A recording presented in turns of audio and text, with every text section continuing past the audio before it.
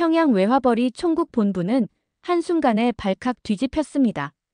20년간 당을 위해 일해온 핵심 간부 한 명이 증발했고 그가 가지고 간 것은 단순한 돈이 아니었습니다. 바로 북한 최고 위층의 비자금 흐름이 고스란히 담긴 검은 장부였습니다. 보위부는 48시간 만에 전국에 비상령을 내렸고 국경은 즉각 봉쇄됐습니다. 하지만 그는 이미 사라진 뒤였습니다. 저는 그 사람입니다. 평양 외화벌이 총국 부국장 김성혁. 당 중앙위원회 직속으로 중국, 러시아, 동남아를 오가며 외화를 벌어들이던 책임자였습니다. 그리고 저는 체제가 가장 숨기고 싶어하는 비밀을 알고 있었습니다. 이 이야기는 실제 증언을 바탕으로 재구성했습니다. 오늘 꽃제비 채널에서는 북한 권력의 가장 깊숙한 곳을 보았던 한 남자의 탈출기를 전합니다. 이 영상이 여러분께 닿을 수 있도록 구독과 좋아요 부탁드립니다. 저는 1975년 평양 중구역에서 태어났습니다. 아버지는 대외무역성 간부였고 어머니는 경공업성 지배인이었습니다. 성분으로 따지면 핵심 계층 중에서도 상층부에 속했습니다. 김일성 종합대학 경제학부를 졸업한 뒤 저는 곧바로 당 중앙위원회 대외경제부에 배치됐습니다. 1990년대 후반 고난의 행군 시기, 북한은 외화가 절실했습니다.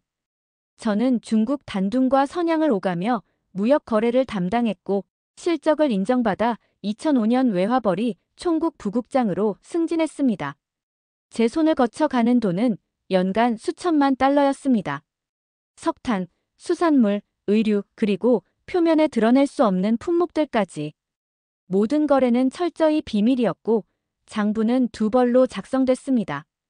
하나는 공식 보고용, 또 하나는 실제 흐름을 기록한 진짜 장부였습니다. 저는 당을 위해 일한다고 믿었습니다. 조국을 위해 외화를 벌어들인다는 자부심도 있었습니다. 하지만 시간이 지나며 저는 깨달았습니다. 제가 번 돈은 인민을 위해 쓰이지 않았습니다. 그것은 평양 권력층의 사치품과 비밀 계좌로 흘러갔습니다. 전환점은 2017년 겨울 베이징 출장에서 찾아왔습니다. 저는 중국 사업가와 거래를 마치고 호텔로 돌아가는 길이었습니다. 택시 안에서 우연히 본 뉴스가 제 심장을 얼어붙게 만들었습니다. 북한 외교관의 망명 소식이었습니다. 화면 속에서 그는 담담하게 말했습니다. 저는 더 이상 거짓을 위해 살 수 없었습니다. 그 순간 저는 숨이 막혔습니다. 20년간 제가 해온 일들이 파노라마처럼 스쳐 지나갔습니다.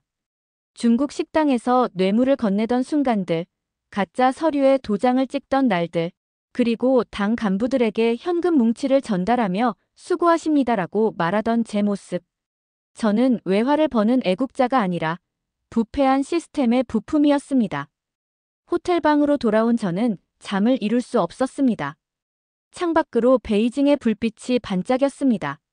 자유롭게 걷는 사람들, 웃으며 대화하는 연인들.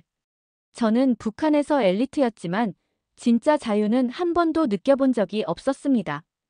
그날 밤 저는 처음으로 생각했습니다. 나는 왜 이렇게 살아야 하는가? 평양으로 돌아온 후 저는 달라졌습니다. 매일 아침 생활총화에 참석하면서도 동무들의 얼굴이 다르게 보였습니다. 누가 보위부 사람인지, 누가 저를 감시하는지 알 수 없었습니다. 믿을 수 있는 사람은 아무도 없었습니다. 2018년 가을, 저는 한 가지 결정을 내렸습니다. 떠나야 한다고. 하지만 평범한 탈북이 아니었습니다. 저는 너무 많은 것을 알고 있었고 그 증거를 가지고 나가야 했습니다. 진짜 장부. 20년간 제가 직접 작성한 당 고위 간부들의 비자금 계좌와 거래 내역이 담긴 그 문서 말입니다. 아내에게는 말할 수 없었습니다. 말하는 순간 아내도 공범이 되는 것이었습니다. 어느 날 밤 아내가 잠든 사이 저는 침대 옆에 앉아 그녀의 얼굴을 한참 바라봤습니다. 미안하다는 말도 사랑한다는 말도 할 수 없었습니다. 그저 마음속으로 되뇌었습니다. 용서해주오. 나는 더 이상 이렇게 살 수 없소. 준비는 신중하게 진행했습니다. 중국 출장을 핑계로 돈을 조금씩 빼돌렸고 신뢰할 만한 중국 브로커와 접촉했습니다. 그리고 결정적인 순간을 기다렸습니다. 2019년 3월, 저는 단둥 출장 명령을 받았습니다. 기회는 이때뿐이었습니다. 출발 전날 밤, 저는 사무실에 혼자 남았습니다. 금고를 열고 진짜 장부를 꺼냈습니다. A사 크기의 검은 파일. 그 안에는 15년치 거래 기록이 담겨 있었습니다. 손이 떨렸습니다.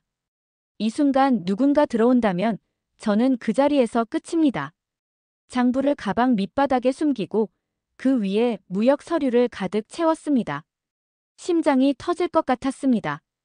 다음 날 아침, 저는 평소처럼 아내에게 인사했습니다. 다녀오겠소. 아내는 웃으며 대답했습니다. 조심히 다녀오세요. 저는 고개를 돌렸습니다. 뒤를 돌아보면 무너질 것 같았기 때문입니다. 압록강을 건너는 열차 안에서 저는 창밖을 내다봤습니다.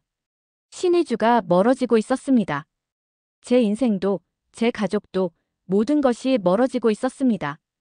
보위부 요원 2명이 객차를 순찰했습니다. 그들이 제 옆을 지날 때마다 저는 숨을 죽였습니다. 가방 안의 장부가 마치 시한폭탄처럼 느껴졌습니다. 단둥에 도착한 저는 숙소로 가는 대신 미리 약속한 중국 식당으로 향했습니다. 브로커가 기다리고 있었습니다. 준비됐습니까? 저는 고개를 끄덕였습니다. 그날 밤 10시, 저는 호텔 뒷문으로 빠져나왔습니다. 브로커가 준비한 검은색 세단이 대기하고 있었습니다. 차는 단둥 외곽으로 달렸습니다. 창밖으로 압록강이 보였습니다. 강 건너편 불빛은 신의주였습니다.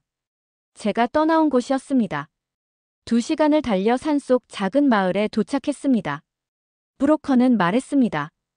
여기서 24시간 숨어 계셔야 합니다. 보위부가 움직이기 시작했습니다. 제 심장이 쿵 내려앉았습니다. 벌써 들킨 것일까? 브로커는 제 표정을 읽고 말했습니다. 아직은 아닙니다. 하지만 시간이 없습니다. 그날 밤은 지옥 같았습니다. 작은 방 안에 갇혀 저는 한숨도 자지 못했습니다. 밖에서 차 소리만 들려도 심장이 멎는 것 같았습니다. 핸드폰은 이미 버렸지만 그들이 추적해올까봐 두려웠습니다. 가방을 껴안고 저는 중얼거렸습니다. 제발 제발. 다음 날 새벽 4시, 브로커가 문을 두드렸습니다. 지금 출발합니다. 저는 다른 차로 갈아타고 베이징으로 향했습니다. 12시간의 긴 여정 동안 저는 계속 뒤를 돌아봤습니다. 추격해오는 차는 없었지만 공포는 사라지지 않았습니다. 베이징에 도착한 저는 곧바로 한국 대사관으로 향했습니다. 대사관 정문 앞에 섰을 때 저는 처음으로 무릎이 풀렸습니다. 경비원에게 말했습니다. 저는 북한에서 왔습니다. 망명을 신청합니다. 대사관 직원들이 저를 안으로 안내했습니다. 작은 면담실에서 저는 가방에서 장부를 꺼냈습니다. 이것이 북한 권력층의 비자금 증거입니다. 직원들의 눈빛이 달라졌습니다. 그들은 장부를 넘기며 말했습니다. 이건 엄청난 자료입니다. 그 순간 저는 참았던 눈물을 터뜨렸습니다. 20년간 쌓아온 긴장이 한순간에 무너졌습니다. 저는 책상에 엎드려 한참을 울었습니다. 두려움도, 죄책감도, 안도감도 뒤섞인 눈물이었습니다. 사흘 뒤, 저는 비밀리에 한국행 비행기에 올랐습니다. 인천공항에 내렸을 때 저는 처음으로 자유의 공기를 마셨습니다. 하지만 마음 한편은 텅 비어 있었습니다. 북에 남겨둔 아내 생각이 떠올랐기 때문입니다. 지금 저는 서울에서 살고 있습니다. 하나원을 거쳐 정착 지원을 받았고 현재는 한 민간 연구소에서 북한 경제 분석 자문을 하고 있습니다. 제가 가져온 장부는 국제사회에 큰 파장을 일으켰습니다. 유엔 제재위원회는 그 자료를 바탕으로 북한 고위층의 비밀 계좌를 추적하기 시작했습니다. 하지만 저는 행복하다고 말할 수 없습니다. 편의점에서 자유롭게 물건을 사고 유튜브를 보고 지하철을 타는 일상이 여전히 낯섭니다. 그리고 무엇보다 아내 생각이 떠나지 않습니다. 그녀는 지금 어떻게 살고 있을까요? 보위부에 끌려가지는 않았을까요? 저는 밤마다 그 생각에 잠을 이루지 못합니다. 탈북민 커뮤니티를 통해 소식을 들었습니다. 제가 사라진 후 평양은 한동안 발칵 뒤집혔다고 합니다. 외화벌이 총국은 전면 재편됐고 관련자들이 모두 조사받았다고 합니다. 제 아내도 조사를 받았지만 다행히 아무것도 모른다는 것이 인정돼 풀려났다고 합니다. 언젠가 통일이 된다면 그때 저는 아내에게 달려가 무릎 꿇고 용서를 구하고 싶습니다. 그리고 말하고 싶습니다. 당신을 사랑했소. 지금도 사랑하오. 탈북은 끝이 아니라 시작입니다. 저는 여전히 과거와 싸우며 살고 있습니다. 하지만 저는 후회하지 않습니다. 진실을 세상에 알리는 것, 그것이 제가 할 수 있는 마지막 애국이라고 믿기 때문입니다. 구독과 좋아요는 꽃제비 채널이 더 많은 이야기를 전하는 큰 힘이 됩니다.